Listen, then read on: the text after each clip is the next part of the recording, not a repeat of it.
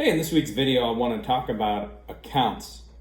And I want to talk about this topic because last week I received a ton of good feedback on my ATM approach, both on LinkedIn and on Thursday Night Sales. And a lot of the discussion was how do you develop reps? How do you rank A's, T's, and M's? And that's going to be different for different people, right? That's why I have people go through the exercise, and it's not the easiest thing in the world. But you really want to drill down into what are the metrics that matter most for you, and then how do you develop T's, right, to get better, and then even develop some of them into A's, because that's going to be your key to success. But you can see back on my board here, you are who you hang out with.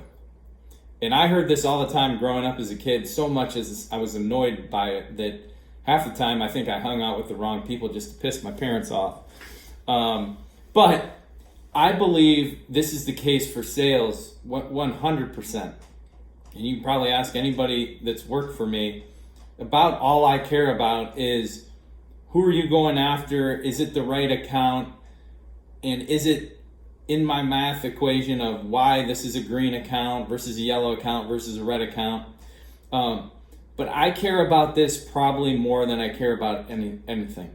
And this is why. Half the battle in sales is being in the right place at the right time. And we all know that doesn't happen a ton. But if you're targeting the right accounts for the right reasons and talking to the right people, that just means it's going to happen for you more.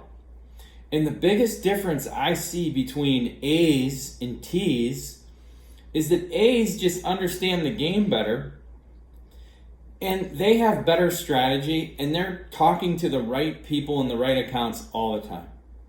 The biggest difference with T's is they just don't do it all of the time. And for whatever reason, it's hard to get people to understand is that, let's just say we had green accounts, which are our best accounts, yellow accounts, which could be pretty good, and red is a no-go. If all you do is target greens, that means all you're going to do is close greens. But when you put in, oh, this account could close, and I think this could be a good account, or this, and you mix in greens and yellows, that means those are the ones that are going to close. Doesn't mean that's a horrible thing if you close a yellow account. It's just going to be the difference between you being a typical rep and an awesome rep. But your job as the manager is to set the game up so they completely understand, and you take the guessing out of it and just make it crystal clear. You only want to go after these accounts and these people, and here's why, right? This is what it's going to mean to your number. This is what's going to mean to your paycheck.